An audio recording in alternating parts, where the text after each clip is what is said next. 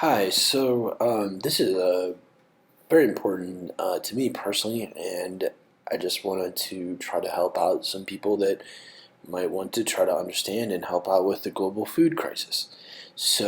I was looking on Wikipedia and found this page that showed this detailed graph that you're looking at here, and I started to study it to think about how I might help with the food problems. You might recall that now this is kind of a um, different take of it, but what happened in about 2002 to 2008, you might recall that a lot of the price of even food in America, like the candy bar, went from about 50 cents to $1 and then even $2 in some cases. So you can see on this graph here that in fact the data is showing that the prices of food more than doubled. You might recall during that time frame that even with uh, some types of food, that the prices increased a lot. We do want to look at kind of what we can do about this. You'll notice also on this graph, in around mid of 1996, food prices went up and then they started to drop. So that could give us some ideas about how we might possibly solve this problem. So I want to look at both the cause or certain time periods that looked like they were indicators of both the good and the bad, but hopefully we primarily want to focus on what we can do about this problem.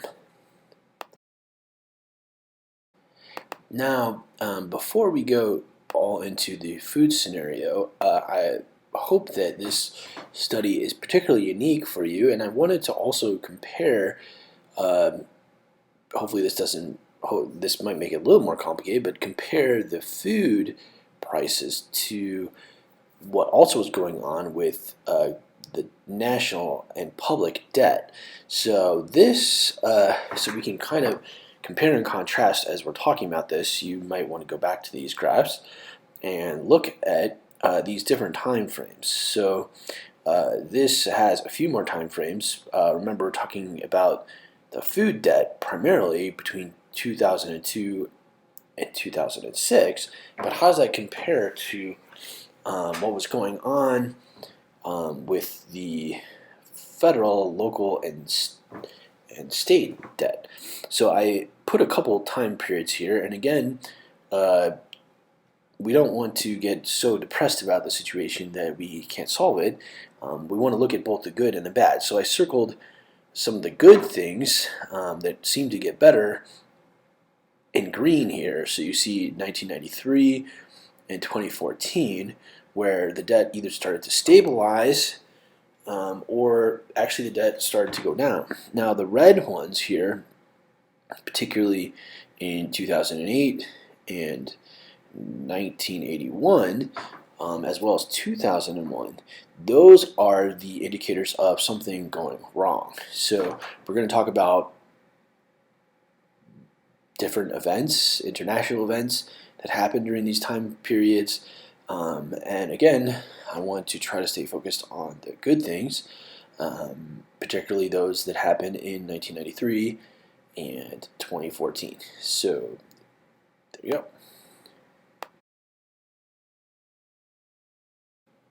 So here is the basic problem, is that even in the United States, we import more food than we export. That means that we need food. We're actually importing more food than we produce.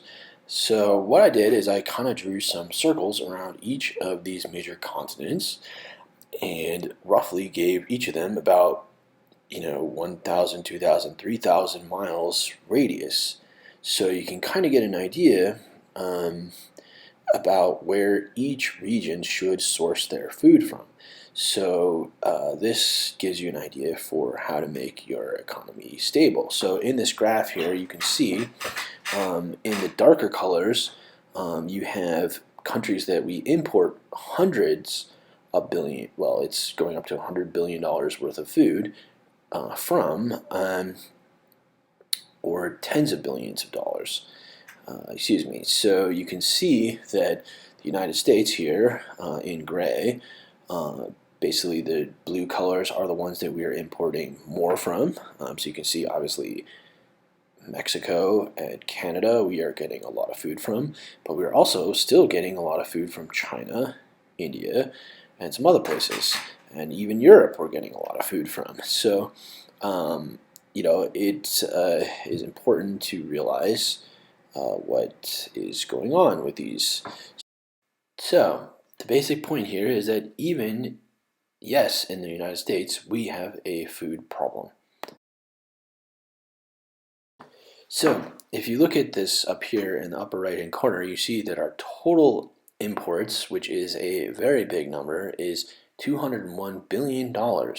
So while it does make some sense to import foods, say from the wintertime, from Mexico, and also importing or exporting foods to Canada and other local places, it may not make sense to be importing a lot of food from Asia or even South America or even Europe. So it's important to look carefully at this. You can see basically specifically who the countries are that we are importing food from in these graphs. And now, all this data is coming from a Harvard research project called the Atlas, excuse me, of Economic Complexity, and you can put in your country here and look at imports or exports, and you can look at a map, or you can look at like a product breakdown, or even over the years study what has been happening for the particular item that you're interested in, and it's super awesome and super helpful to check out. Now, a graph like this one can show you over the years. So you can see around 2009, we started to essentially import more foods from Asia, which seems pretty far. So I'm trying to primarily focus on what I'm calling food debt. However, this is dollars and money debt that we're looking at right here. So we can see that something extremely bad started to happen around 2008 with debt, and also back in 1981. And you can also see where things looked like they were possibly getting better, like in 1993, quarter four, or more recently in 2014.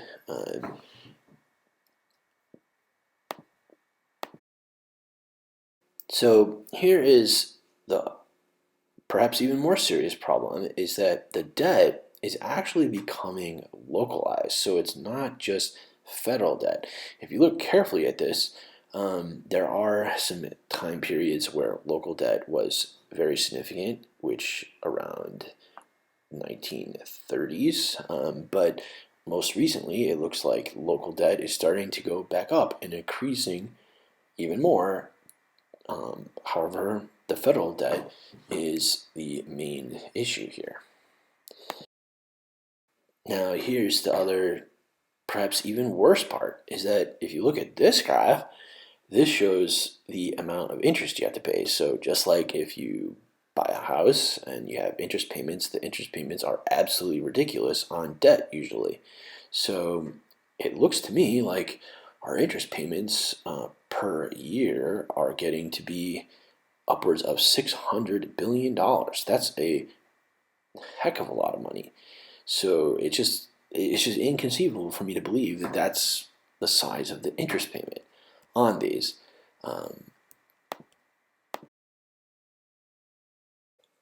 So from this graph here, you can see that around 1993, in terms of the only area on the whole entire graph here that looks like it has any hope for debt getting better, was around 1993, the quarter four. So I went back into Wikipedia and checked what was going on. It's very valuable to just type in, you can try this yourself on Wikipedia, just type in 1993, and up will pop all the events for 1993. So what I noticed is that in 1993, this was the formal formation of the European Union. So it's quite likely, which should be obvious, that working together and forming unity around food and also debt and your economy, essentially working together, can greatly help your economy. So that's one of the events in 1993 that was particularly important. Also, interestingly, and important for stability was in the electronics and computing industry. So before this, Windows 3.1.1, if you might recall, was around and was crashing all the time. And then Microsoft released Windows NT. So this created some stability for the technology world around 1993 as well. So another very good sign in 1993, and back then if you recall, we had what's called UN weapons inspectors. So between 1990 and 2003, they eliminated or solved a lot of the problems just by sending people to inspect the weapons problems and get a real view for what was going on. And this prevented some war, which perhaps made the economy do a lot better around that time frame. So I absolutely could not believe this. This did not make any military army sense at all to me. But back in 2005, as you can see from this graph here, that essentially we went from exporting about $1,941,000,000 to almost $4 or $5 billion today to Asia, and a lot of that money goes to places like Saudi Arabia, UAE, Kuwait, South Korea, Japan, Israel, Turkey. The list goes on. So it's terrible what's going on with the expenditures. So it's absolutely unbelievable to me that we export about $1.35 billion to Saudi Arabia. Now keep in mind that if they're trying to save money and they want to decrease war, remember 15 of the 19 people that attacked us on September 11th were from Saudi Arabia, and yet you can see that they are exporting most, or it's ridiculous. So why they're doing this makes no financial sense. So let's take this back. Again, we're studying two main graphs here. One is the food graph, and the second is the economy or debt graph. And what I want to do, rather than complaining, is basically look at the good points here. Where are the good points on these graphs, and what can we do about it during those years to replicate that in modern times? So one of the facts is this is around 2014, during the Obama administration, things started to stabilize. So things were still bad in terms of debt, percentage of debt, meaning 100% or more, but at least things have stabilized. So we actually need to go back to around 1993 and see what was happening there, or also look at the food graph and see what's happening in the food graph, where the things were going good then. So in this graph, you can see that from the food that things started to get better around mid-1996. So let's take this back to 1996. So in 1996, you can see here that we actually were not exporting a lot of food to places like China, but we were exporting a lot to Japan. So between now and then, Japan did something correct in terms of food.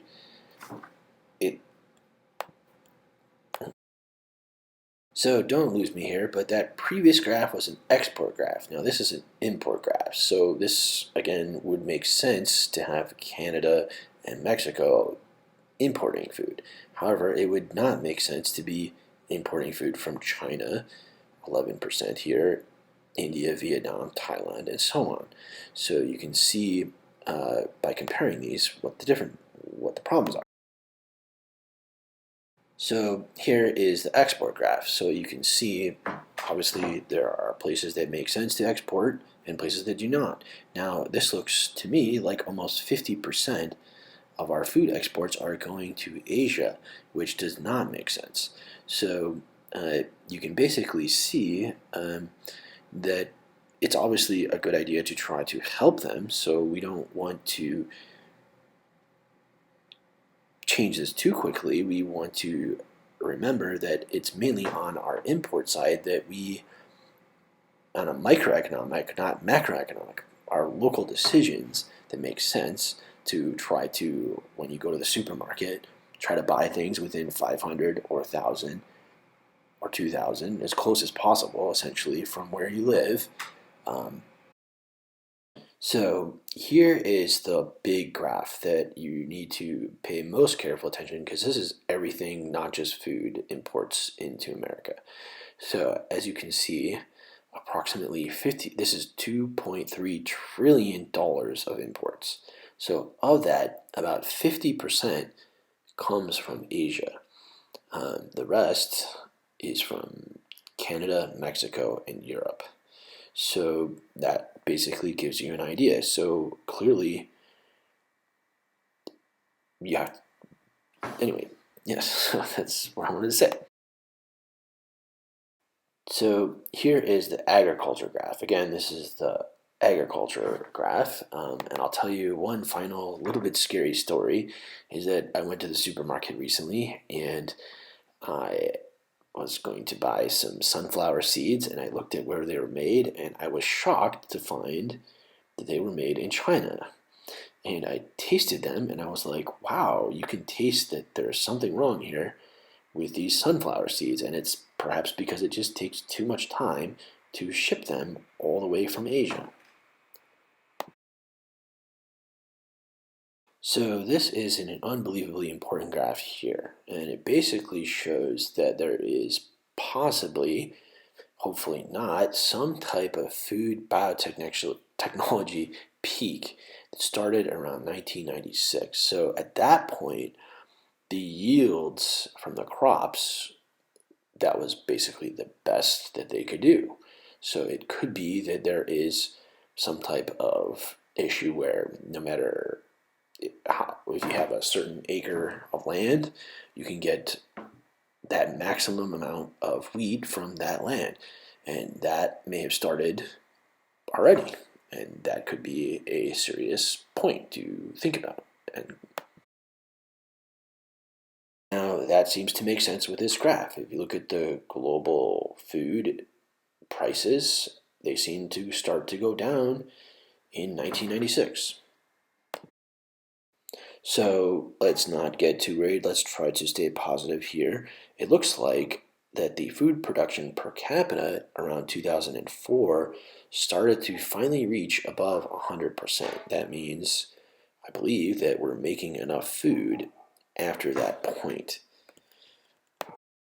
So if you read the fine print here on the Wikipedia article, it says that between 2006 and 2008, the average world prices for rice rose by 217%, wheat by 136%, and corn by 125%, and soybeans by 107%. So that's between 2006 and 2008.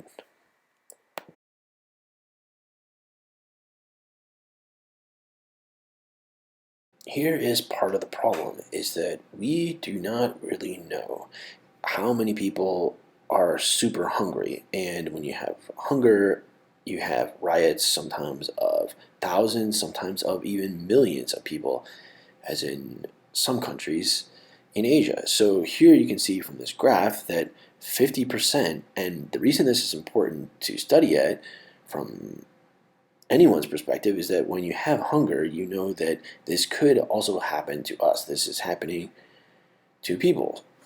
And So this is not just a problem in Asia and Africa. According to this, food insecurity on Wikipedia looks like 25% of the people in America may possibly have food insecurity problems or be very hungry each day. So if you look at the difference between imports and exports, which is we're importing about $200 billion worth of food and exporting about 180, which means about 10% to even say 25%, that basically aligns and agrees with the numbers on Wikipedia. So in terms of food, obviously, if 10% of our beverages are imported, we can probably do something about that and try to drink more local foods. Uh, and even meat, a lot of our meat is imported. So there are some things that we can do about this.